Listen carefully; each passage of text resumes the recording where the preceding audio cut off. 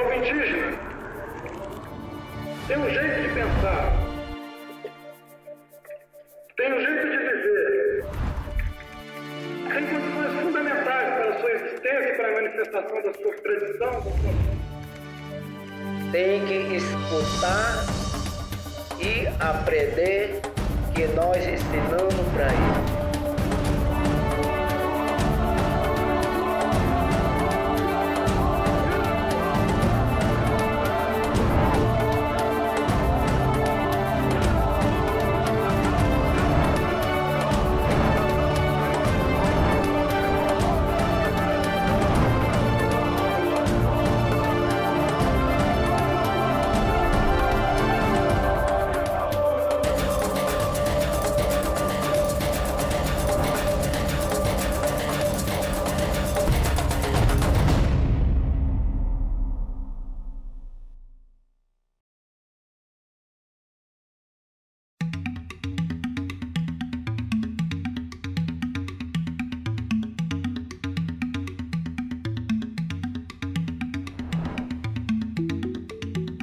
Desde o fim da ditadura militar no Brasil, muitos direitos têm sido conquistados pelos povos indígenas e outros grupos tradicionais.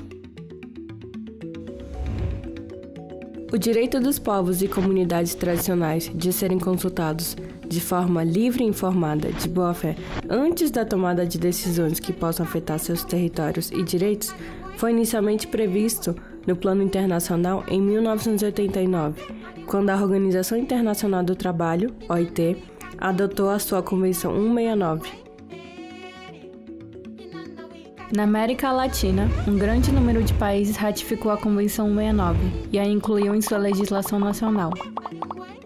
No caso do Brasil, o Congresso Nacional a ratificou em 2002 e a Convenção entrou em vigor um ano depois, em 2003.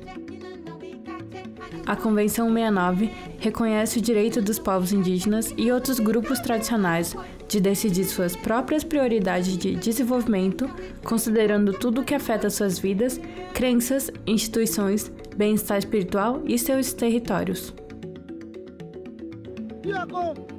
No plano internacional, o direito à consulta e consentimento livre, prévio e informado foi reforçado em 2007 pela Declaração das Nações Unidas sobre os Direitos dos Povos Indígenas e pela Declaração Americana sobre os Direitos dos Povos Indígenas, aprovada pela Organização dos Estados Americanos em 2016.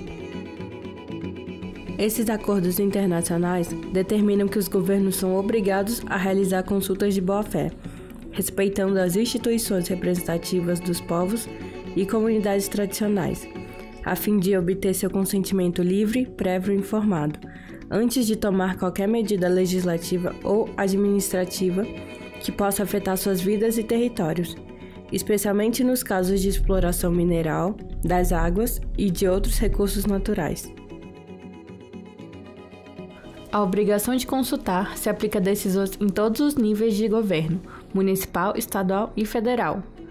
Esse direito a participar, ser consultado, ele salvaguarda, na verdade, um direito anterior, que é o direito à autodeterminação, o direito ao autogoverno, o direito que essas populações têm de ser a si próprias, de se ser a si mesmas, segundo seus próprios jeitos, de se organizar segundo seus próprios costumes, segundo sua própria organização social. Tudo que nos afeta diretamente ou indiretamente, né, a gente tem que ser discutido dentro das nossas comunidades. Só assim, então, ela é prévia, né, livre, sem pressões e informada com todas as informações, toda a disponibilidade de informações que possam atender o nosso medo, né, a nossa insegurança. Então, assim, para de certa forma entender que é bem informada, né.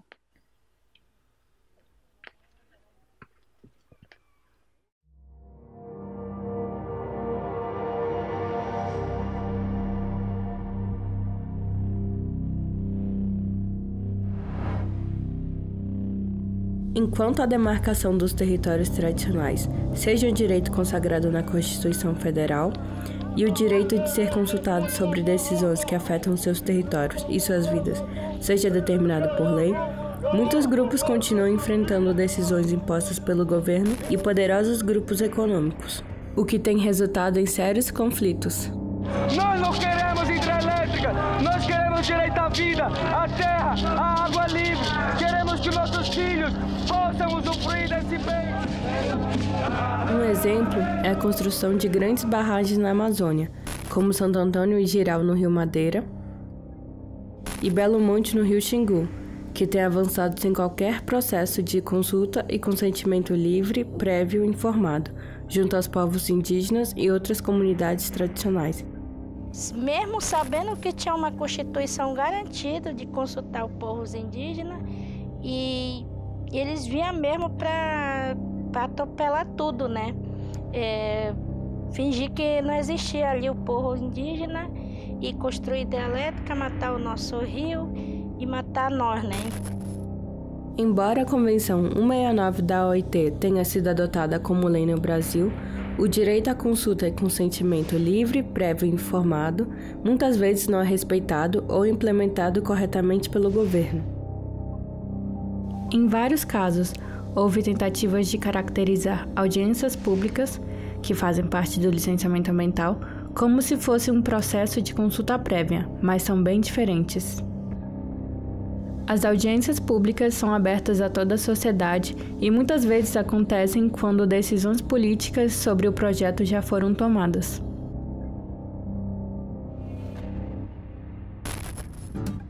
Assim, surgiu uma ideia nova dentro do movimento indígena, de não só lembrar o governo de suas obrigações, mas de mostrar como um processo de consulta e consentimento livre, prévio e informado deve ser realizado na prática, respeitando a cultura de cada povo. A ideia é que cada povo deve elaborar o seu protocolo de consulta, mostrando para o governo o caminho para ouvir e dialogar com suas comunidades, respeitando seus costumes antes da tomada de decisões. Nós, com certeza, que nós vamos ensinar muita coisa para eles entender. Muita coisa boa, se nós vamos ensinar para eles entender. Tem que ouvir a gente. Tem que escutar e aprender que nós ensinamos para eles. E respeitar que nosso jeito, respeitar nosso costume. O protocolo de consulta ele surgiu já de uma necessidade devido ao descaso que vem acontecendo com outros empreendimentos, com a falta de nos ouvir, né? De nos ouvir, de ser implementado algo grande na região e não ouvir a população de lá, não ouvir um povo. E então se partiu dessa necessidade. Os protocolos explicam cada passo que deve ser tomado, antes do governo tomar qualquer decisão sobre políticas e projetos que possam afetar seus territórios e meios de vida.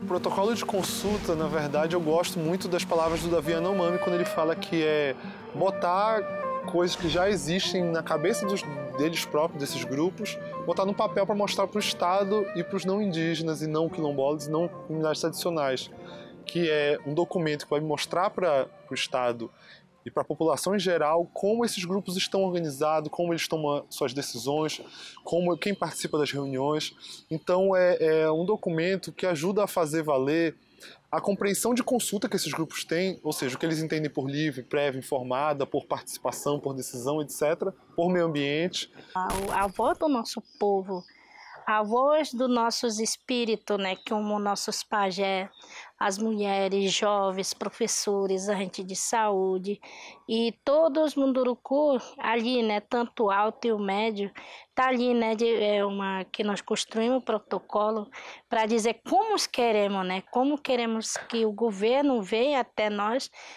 consultar, né, ouvir de nós e nós ouvir deles, né, porque lá no protocolo fala, né, qualquer empreendimento, não importa se é hidrelétrica, outros empreendimentos.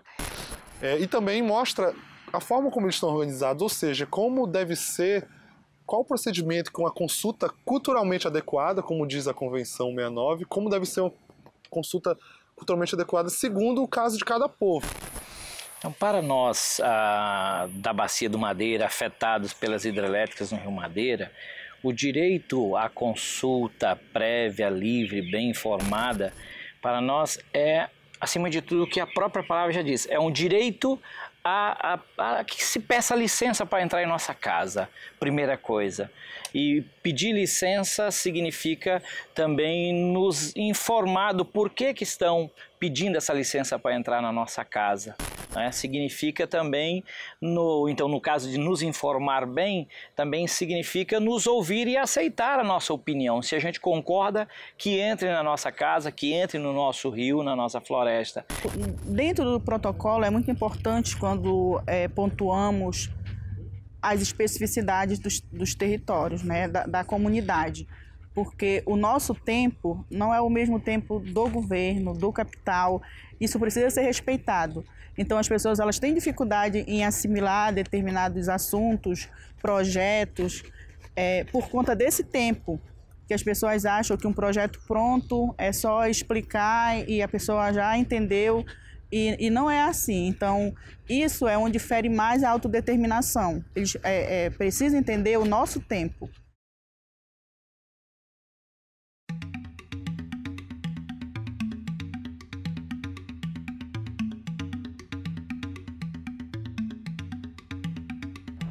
Os protocolos de consulta devem ser elaborados pelos próprios povos e comunidades tradicionais.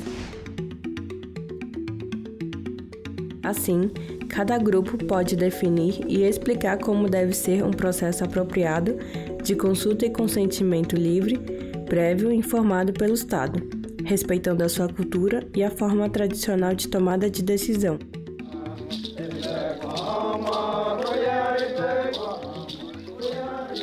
Os Wayampi do estado do Amapá foram o primeiro povo indígena no Brasil a assumir o desafio de elaborar seu próprio protocolo de consulta em 2014. Nós, Wayampi,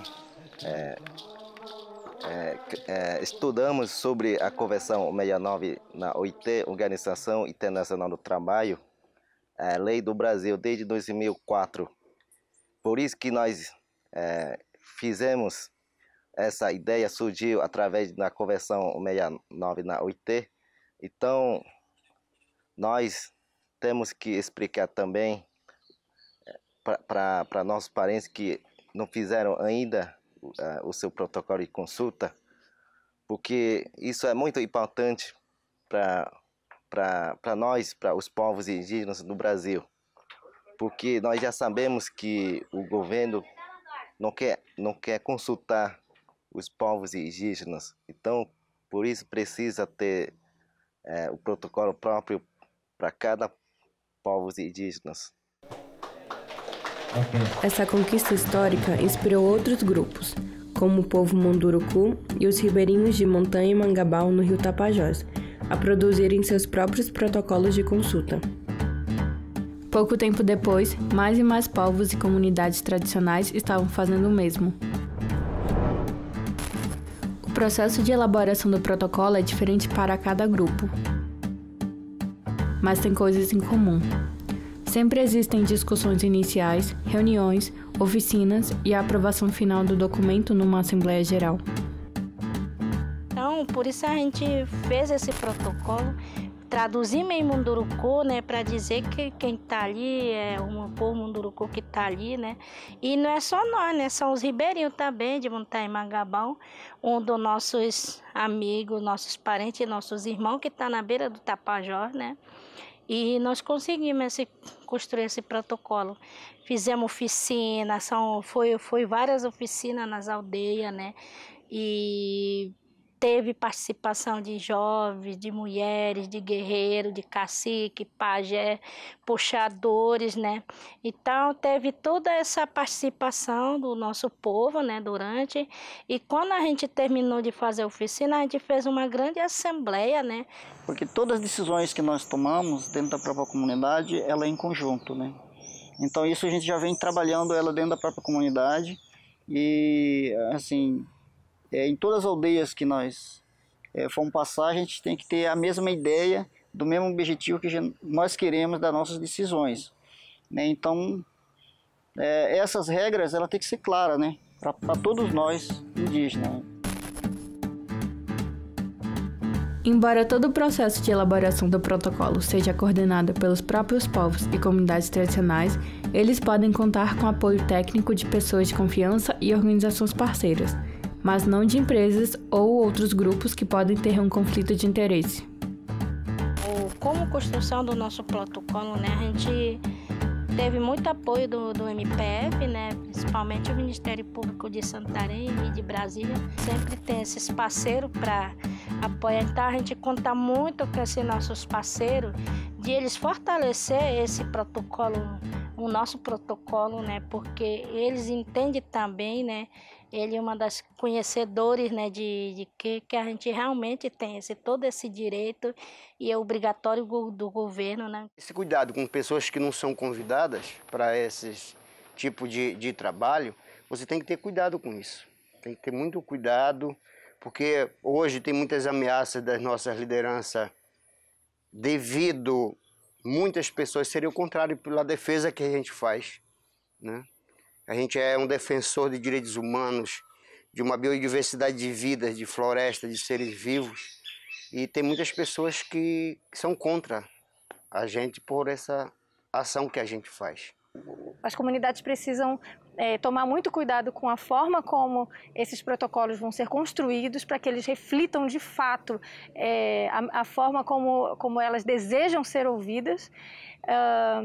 E tomar muito cuidado também com esses protocolos feitos a toque de caixa e por terceiros, né? Que a gente já tem visto alguns casos bem preocupantes de que as empresas estão se envolvendo diretamente na elaboração dos protocolos como se isso fosse simplesmente um documento de gabinete, né, sem a participação da comunidade como um todo, às vezes com a participação de um ou outro representante. Então, assim, não tem uma forma pré-fabricada para fazer o protocolo. Cada grupo deve, se tiver, por exemplo, apoiadores, mediadores auxiliando, cada grupo deve definir o procedimento conjuntamente. Agora, é isso, passa com certeza pela realização de oficinas para que o grupo saiba dos seus direitos, sabe do que se trata a consulta, sabe, enfim, as garantias que ela tem, porque o próprio grupo vai ser fiscal dos processos de consulta que ele mesmo participa.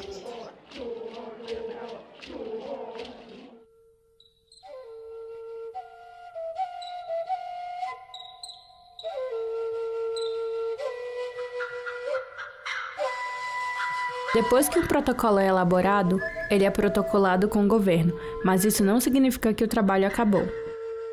Depois de elaboração, fomos em Brasília, né, entregar esse protocolo, nós guerreiros, mulheres e cacique fomos, né, pegamos um ônibus, batemos na porta do governo e foram protocolados, né, esse protocolo no Munduruku, lá em Minas Gerais, em Minas Energia, né, e foi entregue nesses ministérios, na FUNAI, todas essas órgãos do governo, né, foi entregue. Todo e qualquer documento, para ele ter o conhecimento geral, a partir do momento que ele é feito, você tem que fazer divulgação dele. Você tem que fazer divulgação na imprensa, todo meio de comunicação que tiver, você tem que divulgar. Para muitas pessoas ter o conhecimento que existe aquele documento, que existe daquela forma, tem que ser respeitado aqueles direitos daquelas populações ali.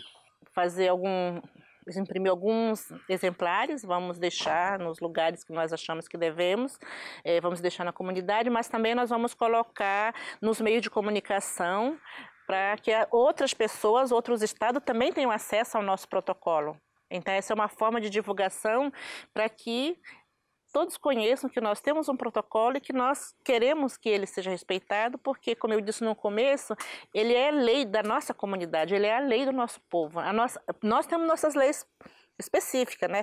O que a gente conseguiu, né, hoje foi muito importante para nós, mas ainda existe assim uma luta muito grande. Ele não é simplesmente estar elaborado e daí sim então vai ser validado e todos vão respeitar, que não é assim. O protocolo é uma luta muito constante, ela é contínua e a gente tem que brigar mesmo para se fazer cumprir, porque senão as coisas não acontecem, né? Alguns protocolos já foram muito bem sucedidos. Por exemplo, o protocolo de consulta do povo Juruna foi fundamental para suspender o licenciamento ambiental de Belo Sun, um enorme projeto de exploração de ouro controlado por uma mineradora canadense, que seria localizado na Volta Grande do Xingu, a poucos quilômetros de seu território. Eles estão lá, né? Já há muito tempo eles já tiveram bastante anos de estudo, mas está paralisada a licença de instalação devido a essa ação que a gente conseguiu suspender, né? Com um protocolo de consulta, exigindo o direito de que a gente seja consultado, né? Na fase que está, mas a gente tem o direito de também brigar, né? Outra conquista importante aconteceu no Rio Tapajós, onde o protocolo Munduruku foi fundamental para manter a decisão judicial de suspender o licenciamento ambiental da hidrelétrica de São Luís do Tapajós, obrigando o governo de realizar consulta prévia sobre o projeto junto aos povos indígenas e outras comunidades tradicionais. Então, nesse sentido, os protocolos de consulta eles são instrumentos absolutamente necessários e importantes, ainda mais em Mato Grosso, onde a maioria das terras indígenas se encontra cercada por pressões dos mais diversos tipos, pressão de empreendimentos hidrelétricos, de empreendimentos agropecuários, poluição, desmatamento, uma série de ameaças que exigem cada vez mais que as comunidades sejam procuradas e interfiram nesses processos para que possam resguardar o seu modo de vida. Se caso o governo não dá ouvido para nós e não quer consultar nós, então a gente vai ter que ir na justiça contra o governo.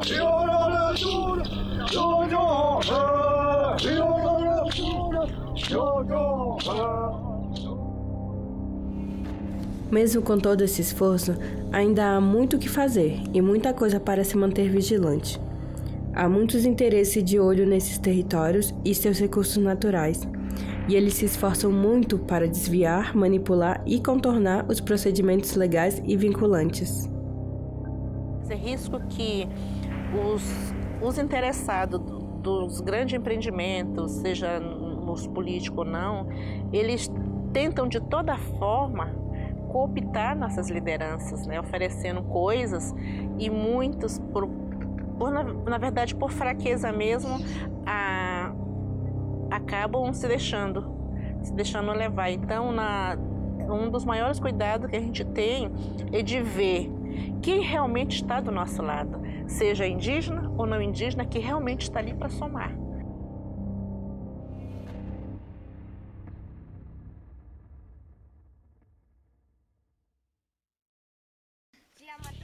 Não dá de fazer nada, muita coisa.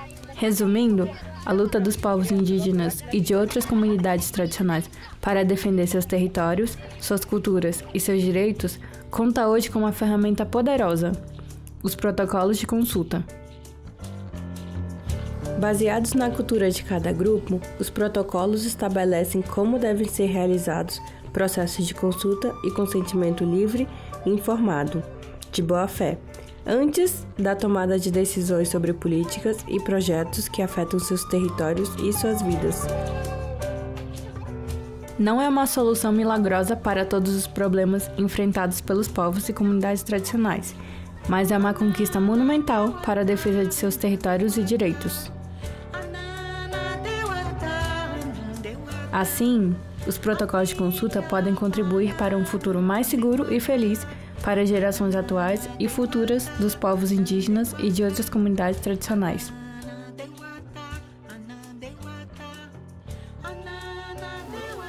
Bom, eu gostaria de passar uma mensagem, para todos os povos do Brasil também, se for chegar esse vídeo lá, e que também produzisse seus protocolos para que garanta seus direitos, e que os não indígenas respeite os direitos dos povos indígenas, e não violar os direitos também, né? E também que seja forte e sempre na luta. É dizer que, né, que nós, o povo Munduruku, estamos ali na luta, né? Que dizer que esse protocolo, ela é uma vida para nossas futuras gerações, né? Dizer que respeite, né, o nosso direito, respeite o nosso território. Estamos aqui e vamos resistir, porque nós vamos sempre existindo, vamos sempre cuidando, né, do nosso território. Dizer que mesmo que o governo não quer consultar, não quer saber do povo indígena, não quer saber do povo Munduruku que está no Tapajós, mas a gente vai continuar resistindo até o último Munduruku, né, o último povo indígena. A gente vai resistindo, defendendo o que é nosso, que é a nossa casa, a vida dos nossos filhos, né. Então era isso. Sauê. A mensagem que nós deixa para quem vai ainda elaborar e para quem já está com ele pronto também, né? Que é assim, para a gente nunca desistir dos nossos sonhos. Sempre lutar, sempre a luta, ser aquela pessoa persistente, acreditar que você é capaz de fazer a diferença. A nossa forma de lutar também é a nossa forma de resistência, porque num país que nós vivemos hoje, que diz que o Brasil é um país de todo, mas a gente vê que as coisas acontecem só para alguns, onde só meia dúzia fica mandando e os outros ficam ali à mercê de tudo, a gente tem que continuar lutando, resistindo para existir. Porque se a gente não resistir, a gente não vai existir como povos indígenas. E eu sempre digo que eu quero os povos indígenas no futuro do Brasil, porque nós somos o passado, o presente e o futuro. E o Brasil sem povos indígenas não vai ser mais Brasil. Então é por isso que nós temos que resistir e resistir sempre.